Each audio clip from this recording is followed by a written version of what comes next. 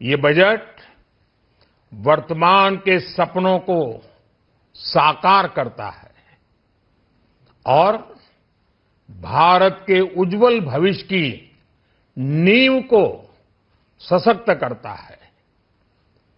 ये बजट 2047 के विकसित भारत की हमारी ऊंची उड़ान का मजबूत आधार है।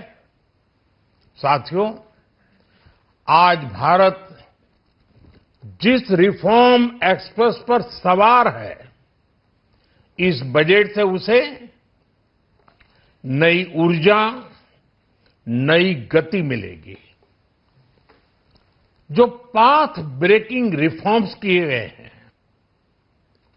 वो एस्पिरेशन से भरे हुए भारत के साहसिक, टैलेंटेड युवाओं को उड़ने के लिए खुला आसमान देते हैं। ये बजट ट्रस्ट बेस्ड गवर्नेंस और ह्यूमन सेंट्रिक अर्थरचना के विजन को साकार करता है।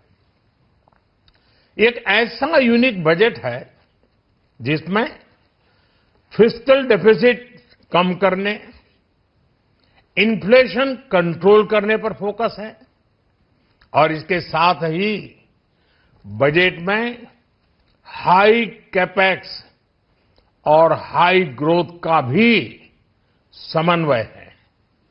साथियों, ये बजट भारत की वैश्विक भूमिका को नए सिरे से सशक्त करता है। भारत के 140 करोड़ नागरिक फास्टेस्ट ग्रोइंग इकोनॉमी बनकर ही संतुष्ट नहीं है। हम जल्द से जल्द दुनिया की तीसरी सबसे बड़ी अर्थव्यवस्था बनना चाहते हैं। ये करोड़ों देशवासियों का संकल्प है। दुनिया के एक ट्रस्टेड डेमोक्रेटिक पार्टनर और ट्रस्टेड क्वालिटी सप्लायर के रूप में भारत की भूमिका लगातार बढ़ रही है। हाल में जो बड़ी बड़ी ट्रेड डील्स भारत ने की है, मदर ऑफ ऑल डील्स, उसका मैक्सिमम बेनिफिट भारत के युवाओं को मिले, भारत के लघु और मध्यम उद्योग वालों को मिले। इस दिशा में बजट में बड़े बड़े कदम उठाए गए हैं। साथियों, इस बजट में मेक इन इंडिया और आत्मनिर्भर भारत अभियान को नई रफ्तार के लिए महत्वाकांक्षी रोड मैप प्रस्तुत किया गया है।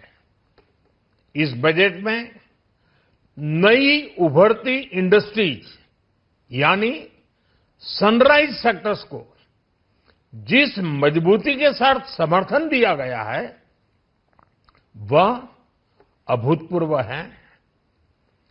Biopharma Shakti mission, semiconductor mission 2.0, electronic component manufacturing scheme, rare earth corridor का निर्माण, क्रिटिकल मिनरल्स पर बल, टेक्सटाइल सेक्टर में नई स्कीम, हाईटेक टूल मैन्युफैक्चरिंग को बढ़ावा, चैंपियन एमएसएमईज तैयार करना, ये फ्यूचरिस्टिक है, देश की वर्तमान और भविष्य की आवश्यकताओं का ध्यान रखती है। एमएसएमईज को, हमारे लघु और कुटीर उद्योगों को जो समर्थन इस बजट में मिला है, वह उन्हें लोकल से ग्लोबल बनने की नई ताकत देगा। साथियों, बजट में इंफ्रास्ट्रक्चर को मजबूत करने के लिए कई बड़े कदम उठाए गए हैं। डेडिकेटेड फ्रेट कॉरिडोर, देश भर में वाटरवेज का विस्तार, high speed rail corridor, tier 2 और टियर 3 शहरों के विकास पर विशेष ध्यान और शहरों को मजबूत आर्थिक आधार देने के लिए म्युनिसिपल बॉन्ड्स को बढ़ावा, ये सारे कदम विकसित भारत की यात्रा की गति को और तेज करेंगे। साथियों, किसी भी देश की सबसे बड़ी पूंजी उसके नागरिक होते हैं। बीते वर्षों में हमारी सरकार ने देश के नागरिकों के सामर्थ्य को बढ़ाने पर अभूतपूर्व निवेश किया है। हमारा प्रयास स्किल, स्केल और सस्टेनेबिलिटी को निरंतर बल देने का रहा है।